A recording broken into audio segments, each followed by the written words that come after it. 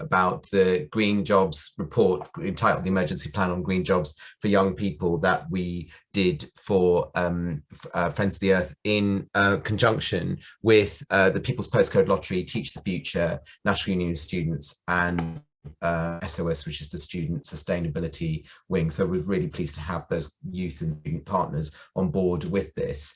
And our starting point was to look at the unemployment crisis that is hitting young people at the moment. So 500,000 young people aged between 16 to 24 were unemployed at the time of writing the report, and there is much speculation about how, now that furlough has ended, this could go up to 1 million. And young people were one of the groups hardest hit by the economic crisis as a result of the pandemic, partly because they were more likely to work in hospitality and retail, which was hit disproportionately. The report looked at the concept of wage scarring. So young people in the next 20 years, for merely 1 year's unemployment, could lose up to £133,000 in lost earnings as a result of lack of opportunities and various other factors which come about as a result of unemployment.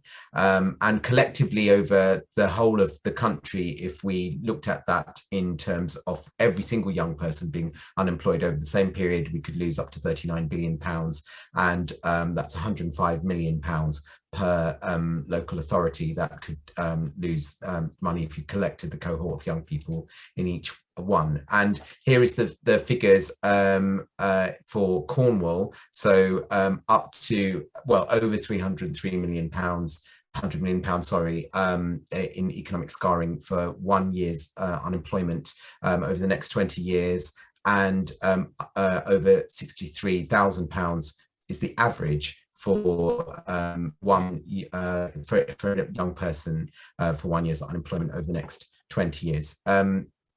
Don't worry about all the figures, they're all in the report, which we will post a link to in the chat box. Just wanted to say a little bit about anxiety. Bath University and Avars did a very far-reaching survey, and it found that the young think that people have in the main failed to care for the planet. The future is frightening, governments are failing young people, and governments, only a minority think that governments can be trusted.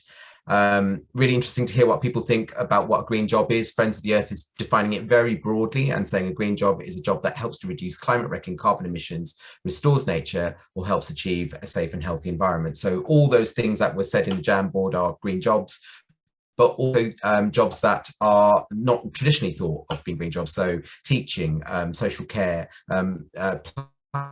staff, because we want to get people off aviation and onto trains, those kind of things, bicycle repair, these are also green jobs by our definition. We want the agenda to be one that is there for everybody, and that is big so that we can tackle the youth unemployment crisis at the moment, but also make a contribution to tackling the climate crisis. And one of the important things is the co-benefits. It's not only the young person or the person who gets employed in the green industry that benefits, structure. You can see there up to £34 billion in savings to the NHS, 41,000 life years saved in Waltham Forest as a result of the mini Holland scheme, and £377 million if this sort of scheme is replicated across cycling cities. Domestic retrofitting you're going to hear a lot about because of the rising energy bills, so lower heating bills at a time of rising energy prices, and we could save 3,200 deaths from by warming homes, and that obviously has an impact on the NHS. Other green job benefits are flood defences, new social housing construction, plastic recycling infrastructure, and accelerated full fibre broadband. So Friends of the Earth is calling for 250,000 green apprenticeships over the next 5 years, funding green infrastructure for 1 million jobs over the next 2 years, 10-year settlement for further education to become centres of excellence. And we want the green workforce to look like the 21st century workforce, so we have to overcome the barriers that face BAME, women and disabled people, and we want to see diversity bursaries to enable that. We also want jobs that are well paid, unionised, and are good jobs, and we want everyone to have access to that. And this was just a quote from the UN General Secretary, Secretary General, sorry, following the code read by the IPCC report. And I just want to draw people to the bit where he says that we need government, business and civil society uniting.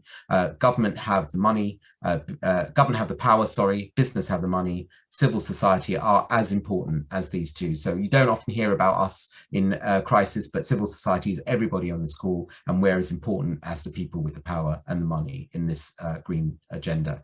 And just to say a little bit about what's happening at the moment, government is moving in the, has put forward this very important aim of 78% reduction in carbon emissions by 2035. However, we're seeing a reduction in the amount of people employed over 2014 to 2019, 30,000 less jobs and less green businesses. So a lot of work still to do on reaching that, that goal. And the importance of local government cannot be underestimated. So a retrofitting task force was set up by Andy Burnham, looking at social housing and involving, again, if you look, colleges, social landlords and the private sector. So the importance of education, young people right at the inception of a lot of these jobs. And I just wanted to end with this, which is a statement from one of the people who took the survey.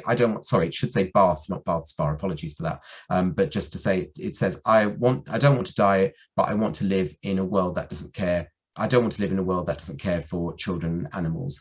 And that's just to say, that's the workforce of tomorrow. Those are the voters of tomorrow. That's the way they feel right now. So history is with these people, and it's our job to try and make all of that a reality and to push this agenda forwards. And just to say, if you do get into the report, what I'd say is go straight to the executive summary, which is a couple of A4 pages. Look at the appendix for the impact on young people in your local area. And then if you like what you're seeing, read backwards through the report, and there's my Twitter handle in case you want to ask any more questions. Please feel free to direct message me.